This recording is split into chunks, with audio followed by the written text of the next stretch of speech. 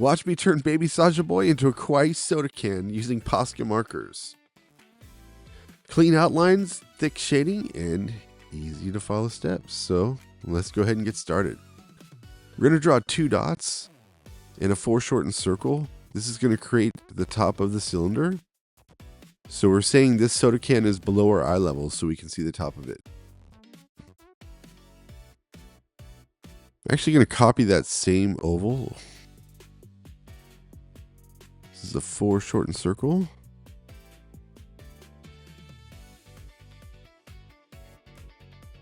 That's going to help create the thickness of the lip of the can.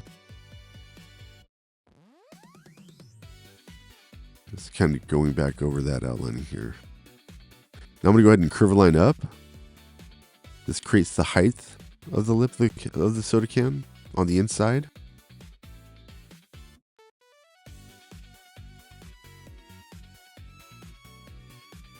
I'm going to go ahead and kind of sketch in a little bit more detail on top of my can. So I'm kind of using this half oval and rectangular shape. Create the opening of the soda can and the tab.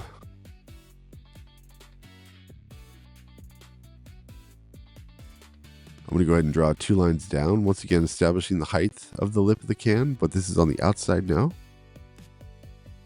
Make sure I match that line that curves down. You always want to match those curves. Now I'm going to go ahead and start with the shape of the soda can. So I'm going to go ahead and use these diagonal lines.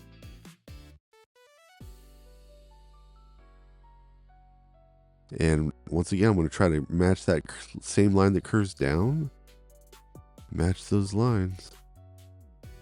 I'm going to draw 2 reference points that determines the height of the can and the width of the can at the base.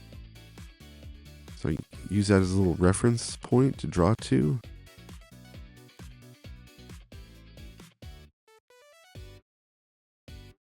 And then I'm going to go ahead and once again do a matching line that curves down.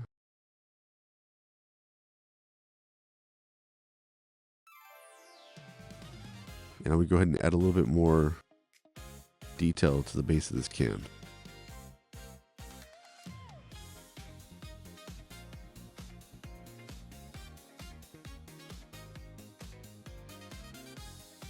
Match those lines that curve down once again.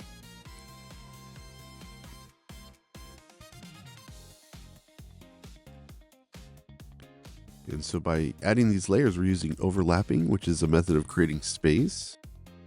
We're trying to make this flat piece of paper appear to be 3-dimensional.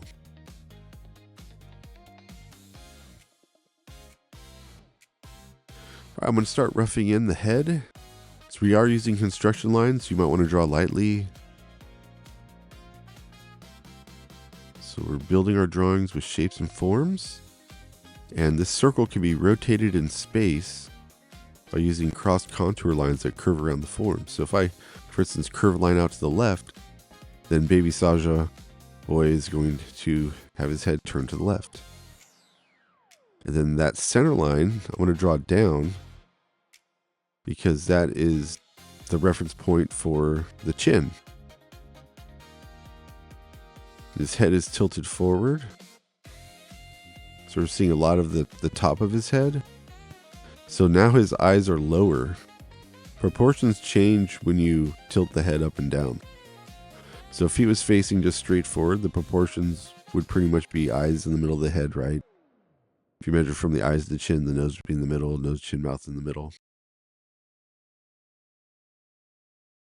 And so we're going to go ahead and add in the jawline.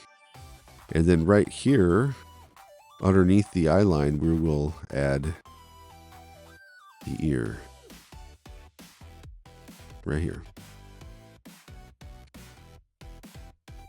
And so that's why I like starting off my portraits with circles, because you can rotate circles in space and get that pose dialed in.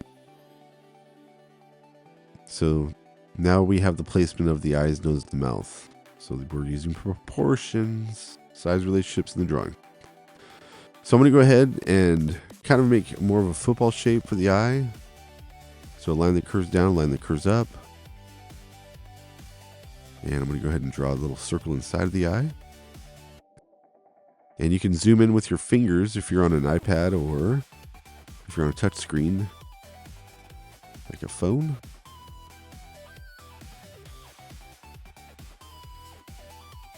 I used to zoom in and all that kind of stuff, but I think, it's best for you guys to control what you want to see.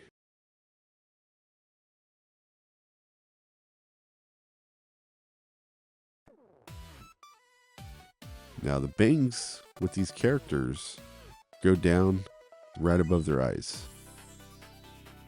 So it makes these characters look so cool, right? You notice how I have the hair pointing in the same direction? It's all pointing now out to the right.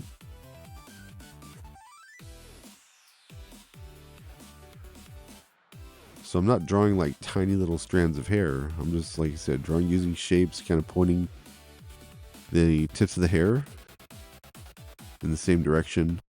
And then I have a little bit of hair now underneath the ear. Once again, that creates a little bit more overlapping space. And now we're going to go ahead and add in Saja Boy's hat. So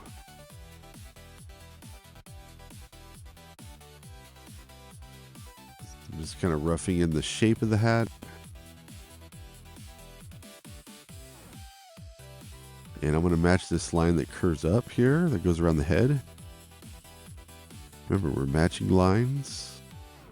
Gotta get those curves to match. And then now I can add a little bit more detail into the hat. I'm just going to draw lines that, you just draw lines that curve up the top.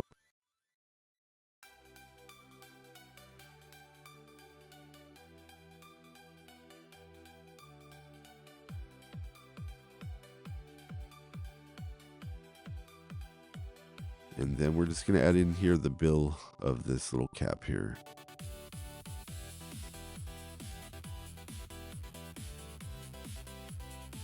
And I thought it'd be cool to kind of like let the hat go outside of the soda can. So I thought that was a cool little visual effect.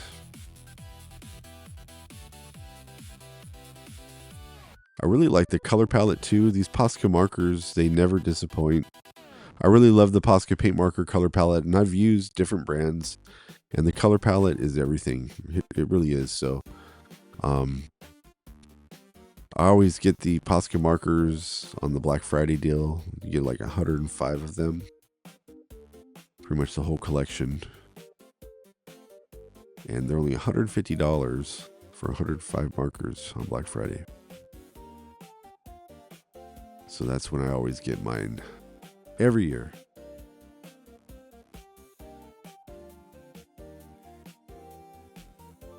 Just adding the fingers, adding obviously the details for the arm.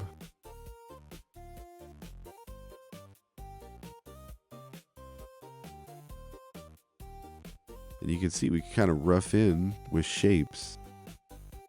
But now I'm going to go ahead and make this more three-dimensional by curving this line down. I could have just drawn a foreshortened circle there, but I didn't want to have to erase all these construction lines, right? So I'm going to go ahead and start cleaning up some of these lines here. So as you guys know, we use those cross contour lines to turn the head. We're able to turn the head to the left by curving the head line to the left. We can turn heads down by turning and curving lines down.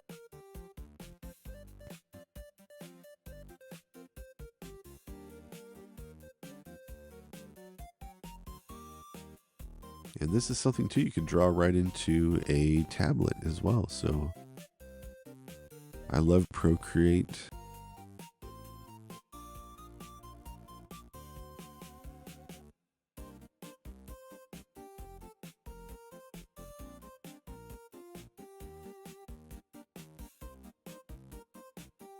There's just something about being able to zoom into your drawing.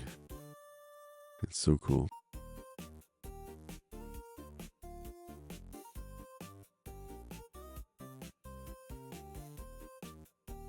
But I do love to paint, and that's why I love acrylic paint markers.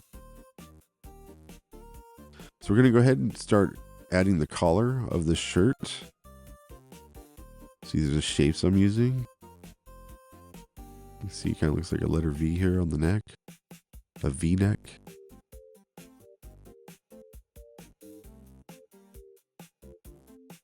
And then I'm going to go and just add a little bit of waviness, make it a little bit more like organic. The way a sweatshirt would really look.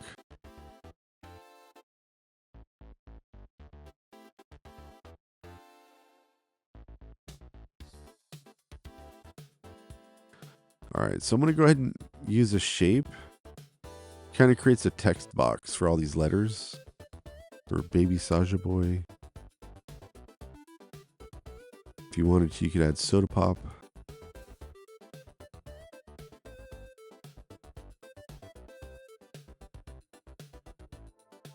Alright, so I have a text box and I have these little guidelines that help me create the height of the letters.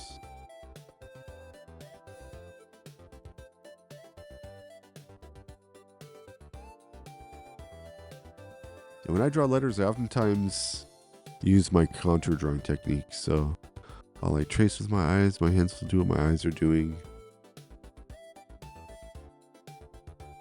And there's all sorts of cool fonts on the internet.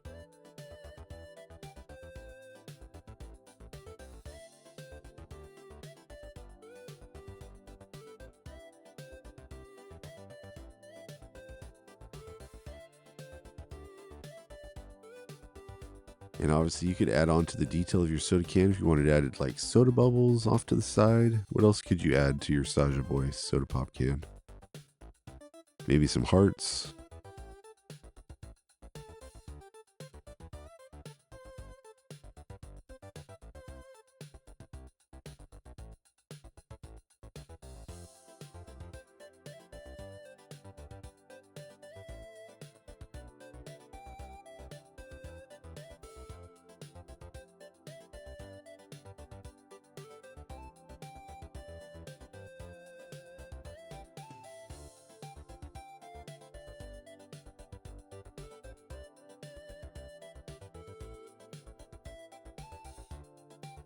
And I think I noticed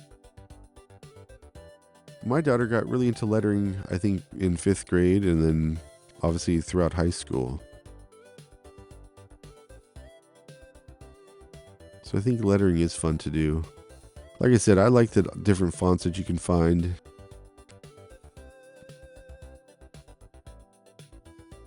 You know, obviously there's the graffiti style fonts. So you have throw up, bubble letters, block letters.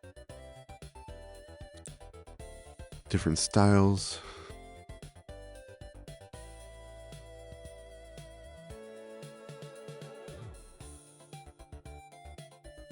So we find that a lot of modern artists incorporate graffiti art in parentheses, right? Most artists are commissioned nowadays when they do these murals.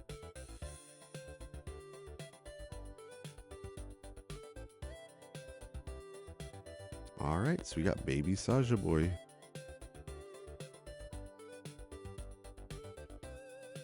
So now it's time to like stand back from your work, make corrections as needed. Obviously you can go up and start cleaning up some of these construction lines. If you wanted to add a little extra detail, you could add in soda pop.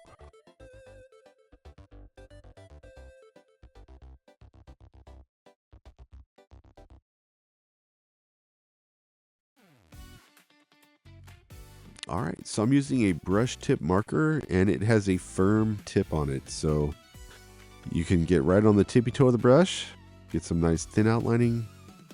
And you could also get onto the side and also press down on that brush to create different line thicknesses, which we call line weight. It's always great when you're inking stuff, right?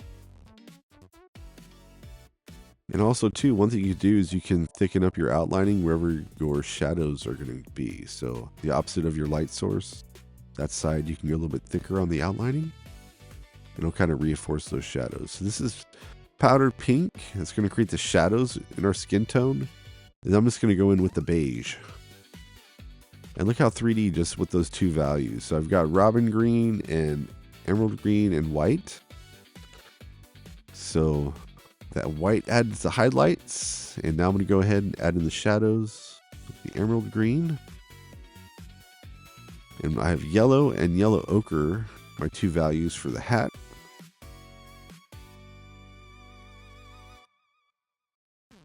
I added a little bit of gray into the eyes.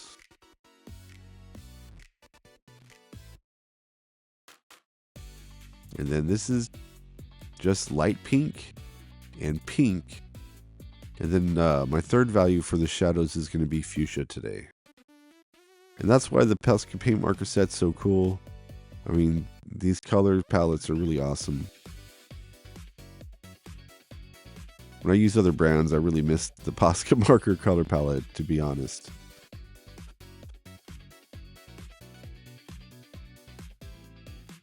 So I'm going to make this can look like it's backlit. So I'm making the left and right sides of the cans with the light pink. I've got the pink in for the base tone. I got fuchsia underneath the lip. I'm just using gray and white and blending it in with my marker to create the different shades of gray. Pretty effective. So like I said, if you have a painterly approach to using these paint markers, you can see you get a lot of mileage out of them. So I'm going to go ahead and down and put in the base colors on these letters. And then I'm going to go in outline with just a blue. And now I'm using a 3M, which was decent. I was able to do it. So as you know, Posca, the 5M is the medium tip. That's the one that most people use. That's like the workhorse. But they do have the smaller 3Ms and even smaller sizes too. So I'm just going to go in and clean up my outlining. And like I said, it just never gets old. You know, Posca paint markers are where it's at. And I love using them.